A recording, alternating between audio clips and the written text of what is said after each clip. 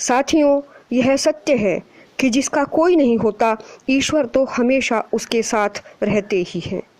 मेरी आज की कहानी का शीर्षक है बिल्ली के भागों छींका टूटा। शानू जब 5 वर्ष का था तभी उसके माता पिता दोनों ही चल बसे थे। उसकी 2 बड़ी बहनों ने ही उसे पाला था। उस समय उसकी एक बहन 8 वर्ष की और दूसरी 10 वर्ष की थी। हालांकि उसकी ताई का भी दिखावे भर का संरक्षण था। ताऊ तो फिर भी अपने छोटे भाई के बच्चों से सहानुभूति रखते थे और उन्हें प्यार करते थे। ताई उन अनाथ बच्चों के साथ सौतेला व्यवहार करती थी।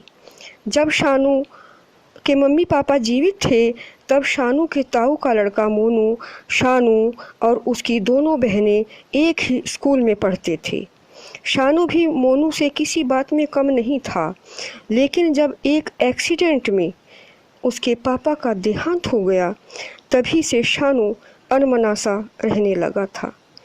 5 वर्ष की उम्र में ही वह समझ गया था कि अब पापा कभी नहीं आएंगे, लेकिन उसकी मम्मी उसे प्यार से समझा देती। वह सब कुछ भूलकर बच्चों के साथ खेल कूद में लग जाता, लेकिन उसके मुकद्दर में तो कुछ और ही लिखा था। पापा से 6 महीने बाद ही उसकी मम्मी को तेज बुखार हुआ और वह चल बसी। तीनों बच्चे अब अनाथ हो गए थे। अब शानू इतना टूट गया था कि उसका कहीं भी मन नहीं लगता था। अब उसकी मनः स्थिति को समझने वाला भी कोई नहीं रहा था। उसके ताऊ भी उसके प्रति बेपरवाह से हो गए थे। 3-4 वर्ष बाद ही उसका स्कूल जाना बंद कर दिया गया। कहते थे कि शानू तो बुद्धू है, यह पढ़ाई लिखाई कर ही नहीं पाता है। उसे सुबह ही खेतों में काम करने के लिए भेज दिया जाता था। दुबला पतला अभागा शानू सुबह से शाम तक काम करता और ताई जैसा रूखा सूखा खाने को देती, खाकर सो जाता। इसी प्रकार दिन गुजरते गए। शानू की दोनों बहनों की शादी जैसे तैसे हो गई थी। अब बेचारा शानू बिल्कुल अकेला सा ही हो गया था। शानू और उसके ताऊ का लड़का मोनू लगभग अब 20-22 वर्ष के हो गए थे। ताई चाहती थी कि शानू का विवाह ही न हो, जिससे उसकी ज़मीन भी मोनू की ही हो जाएगी। बहाना था कि शानू मोनू से कुछ महीने छोटा है, अतः इसकी शादी तो मोनू के बाद ही होगी। मोनू की शादी के लिए एक सुंदर लड़की देखकर विवाह पक्का कर दिया गया। शादी का दिन आ गया और घर में शादी की तैयारियां हो गई थी। पूरे घर में चहल पहल का माहौल था। शाम के समय घुड़चढ़ी हुई और सुबह चलने के लिए बस के पास सारी बारात के लोग खड़े थे। किसी रिश्तेदार ने पूछा कि शानू कहाँ है, क्या वह अभी तक तैयार नहीं हुआ है। उसे जवाब मिला कि शानू ने जाने से मना कर दिया है। वह तो यह कहकर खेत में चला गया है कि मैं बाद में भाभी को लिवाने चला जाऊंगा। पड़ोसी चाचा ताऊ और मामा फूफा आदि ने इसका विरोध किया। शानू को खेत से बुलवाया गया और तैयार होने को कहा गया। अतः शानू भी बारात में जाने के लिए तैयार होकर बस के पास आ गया। आखिरकार बारात चली गई। जब वहाँ पानी ग्रहण संस्कार की तैयारी हो रही थी तभी मोनू के मामा की लड़की के मामा से भेंट हो गई। पता चला कि दोनों एक ही गोत्र के हैं। उन्होंने शादी का विरोध किया। कुछ लोगों ने यह भी कहा, अरे छोड़ो, अब तो ऐसी शादियाँ भी होने लगी हैं। अगर यह शादी हो जाए तो किसी को कोई शिकायत नहीं होनी चाहिए। मगर लड़के और लड़की दोनों के मामा इस बात पर अड़ गए कि हम अपनी भांजी की शादी अपने ही भांजे से नहीं होने देंगे। लड़के और लड़की दोनों पक्षों के सामने अब यह बड़ी समस्या खड़ी हो गई थी कि अब क्या किया जाए। कुछ बुजुर्गों ने सलाह दी कि हरेंद्र का लड़का शानू भी तो इनका अपना ही लड़का है, अतः शादी उसी के साथ कर दी जाए।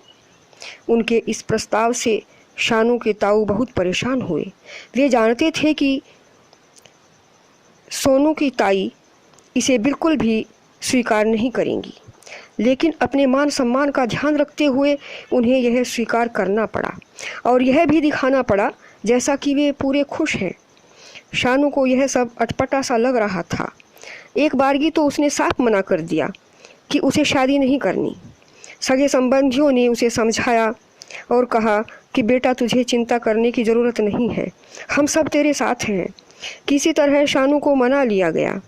लड़की वाले अब भी कुछ परेशान से थे क्योंकि मोनू तो गोरा चिट्टा और हृष्ट पुष्ट लड़का था, जबकि शानू दुबला पतला सांवले से रंग का था।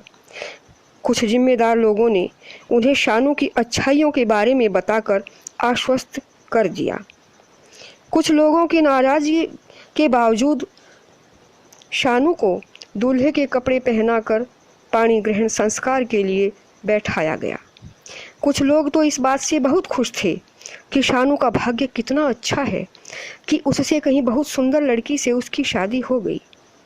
शानू की दोनों बहनों की तो खुशी का ठिकाना न था। शानू के ससुराल वालों को भी घर में शानू की स्थिति का पता चल गया था। कुछ हितैषी लोगों ने उन्हें विश्वास दिलाया कि शानू को उसके हिस्से की ज़मीन और घर देकर ताऊ के परिवार से अलग कर दिया जाएगा। इस प्रकार वहाँ से बारात विदा हुई। जब घर में बहू आई तो सारे मोहल्ले पड़ोस में खुशी का माहौल था, क्योंकि सभी को शानू से सहानुभूति थी। शानू की ताई भी खुशी जताने का असफल प्रयास कर रही थी।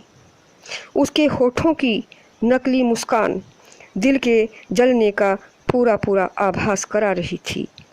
जिस लड़के को उसने सदा उपेक्षित किया, वही आज उसके लड़के को मिलने वाली बहू को ले आया था, लेकिन उसके हाथों के तोते उड़ चुके थे। विडंबना यह थी कि वह प्रायश्चित भी नहीं कर सकती थी, इसलिए उसने सारे ही रीति रिवाजों को निभाया।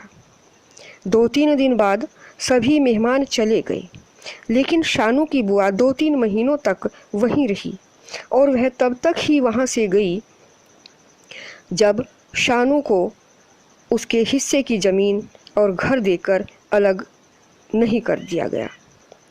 अब शानू और उसकी पत्नी खुशी से रहने लगे थे। इसी को तो कहते हैं कि बिल्ली के भागों छींका टूटा। साथियों, अगर आपको मेरी यह कहानी अच्छी लगी हो तो इसे लाइक करें, कमेंट करें, शेयर करें और मेरे चैनल लाइफ द आर्ट को सब्सक्राइब अवश्य करें। धन्यवाद।